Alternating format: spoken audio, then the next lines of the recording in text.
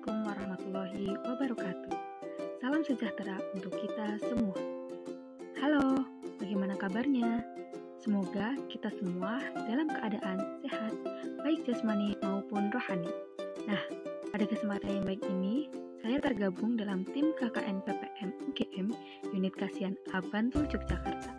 Saya akan melakukan edukasi anti hoaks mengenai pencegahan dan penularan COVID-19. Penyebaran COVID-19 sejauh ini berlangsung sangat cepat. Semua orang berisiko untuk terinfeksi. Tidak hanya pemerintah dan tenaga kesehatan saja, kita semua sebagai warga negara wajib bersama-sama berpartisipasi dalam menghadapi situasi pandemi ini. Nah, langkah awal yang bisa kita lakukan yaitu dengan mengedukasi diri kita dan memahami seluk-beluk COVID-19 itu sendiri, mulai dari penyebab, tanda dan gejala, bagaimana penularan, dan bagaimana pencegahan yang bisa dilakukan oleh individu. Selain dari kita mengerti dan paham, diharapkan nantinya kita juga peduli loh kepada orang terdekat kita untuk saling mengedukasi. Namun, dengan mudah dan melimpahnya informasi yang bisa kita peroleh tentang COVID-19 di sosial media, informasi bohong atau hoaks pun banyak tersebar dan merajalela, di mana hal tersebut akan sangat meresahkan. Antara informasi yang benar dan yang bohong terkadang sulit dibedakan. Bahkan terkadang informasi bohong mengenai COVID-19 jauh lebih mengerikan dari COVID-19 itu sendiri loh. Ih, mengerikan. Hoaks yang beredar tentang COVID-19 dapat menyebabkan kepanikan dan kesalahan dalam cara memberikan treatment terhadap diri sendiri dan orang lain. Usut punya usut, hoaks yang beredar mengenai COVID-19 dapat dengan mudah menyebar juga terjadi karena masih rendahnya keterampilan literasi informasi di masyarakat Indonesia loh. Nah, berikut saya rangkum beberapa informasi hoaks yang banyak beredar di kalangan masyarakat. Untuk lebih jelasnya, yuk kita bahas satu persatu.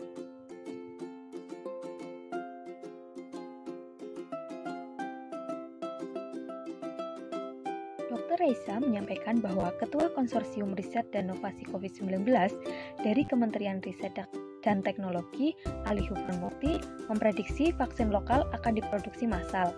Di samping itu, vaksin diharapkan dapat tersedia bagi masyarakat Indonesia di pertengahan 2021.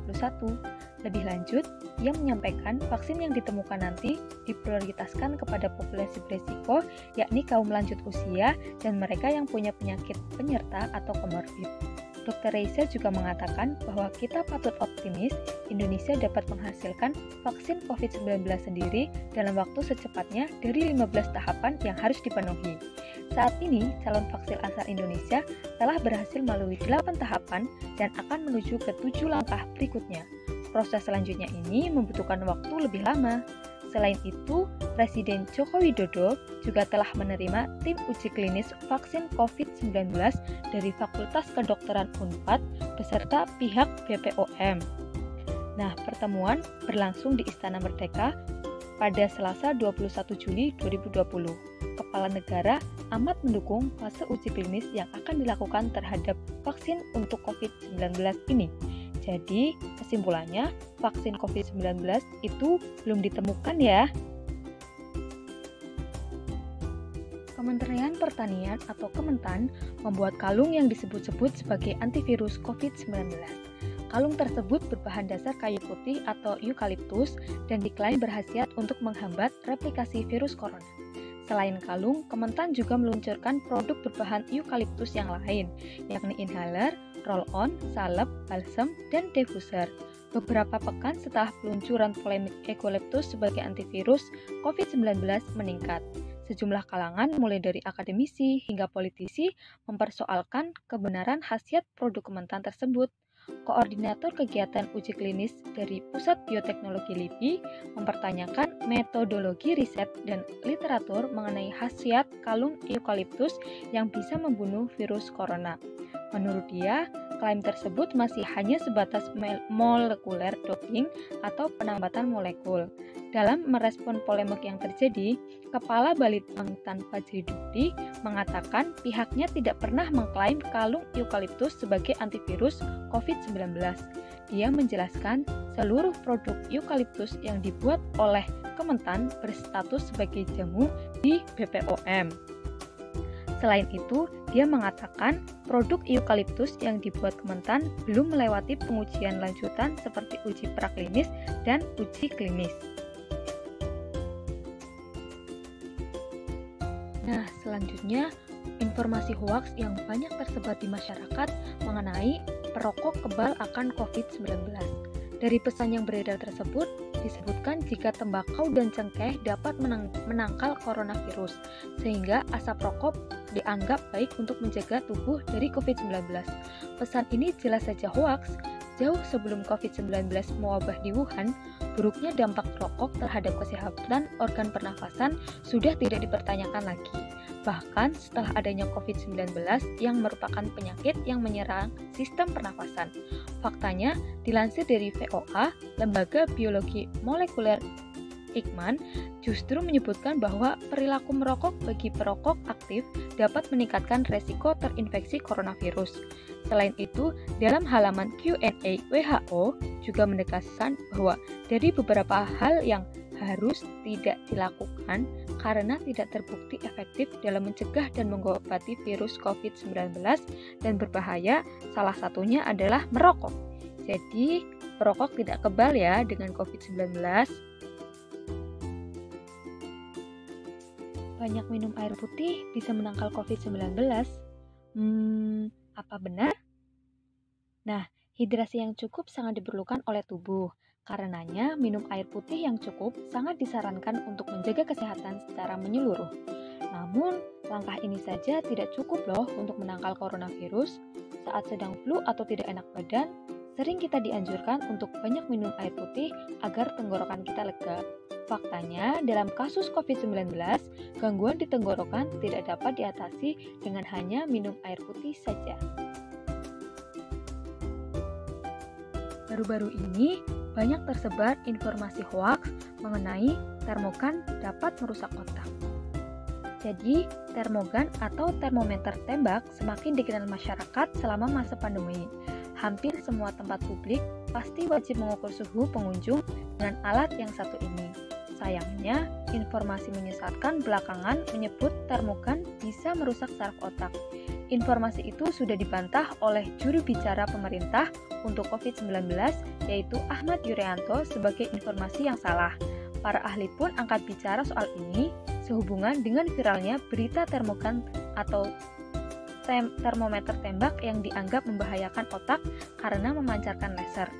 Departemen Fisika Kedokteran atau Klaster Medical Technology, Fakultas Kedokteran Universitas Indonesia meluruskan persepsi ini.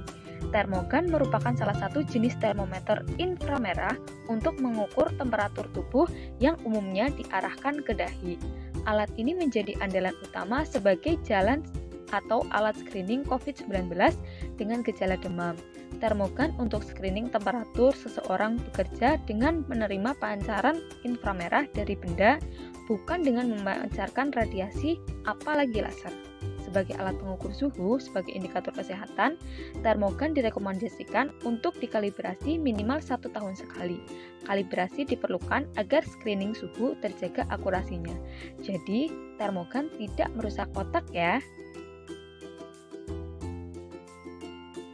Oh iya, selain informasi hoaks tadi, ada juga loh berita-berita yang masih simpang siur, seperti tentang virus COVID-19 tidak hanya menyebar melalui droplet, namun juga menyebar melalui airborne. Selama ini, kita mengetahui bahwa virus corona menyebar melalui droplet atau percikan cairan tubuh, sehingga pencegahannya cukup dengan menjaga jarak dan memakai alat pelindung diri seperti masker, face shield, dan lain-lain, dan sering mencuci tangan. Dan beberapa waktu lalu memang sudah ada banyak dokter dan ilmuwan telah menyurati WHO terkait dugaan kuat mereka bahwa virus corona dapat menyebar melalui udara atau yang disebut dengan airborne. Namun, dari WHO sendiri belum memberikan pernyataan resmi, sehingga saat ini masih ditetapkan bahwa COVID-19 menyebar melalui percikan cairan tubuh. Dengan banyaknya informasi bohong atau hoax dan informasi yang masih simpang siur, kita semua harus ekstra ketat dalam memfilter informasi tentang pandemi ini. Salah satu bekal agar kita tidak mudah percaya informasi bohong dengan kita update mencari berita di web-web yang valid dan terpercaya ya, seperti covid19.go.id dan kemenkes.go.id, serta mencermati dan memahami dasar-dasar mengenai pencegahan dan penularan COVID-19.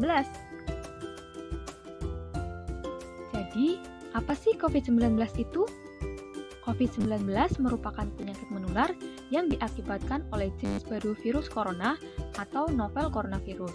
Virus ini serupa dengan keluarga virus yang dapat mengakibatkan SARS atau Severe Acute Respiratory Syndrome dan beberapa influenza biasa. Gejalanya apa saja sih? Nah, gejala dari COVID-19 itu yaitu batuk dan pilek, demam, sakit tenggorokan, gangguan pernafasan dan sesak dada, serta letih dan lesu. Untuk penularan COVID-19 bisa melalui 3 hal berikut, yaitu droplet, kontak erat, dan menyentuh permukaan benda yang terkontaminasi.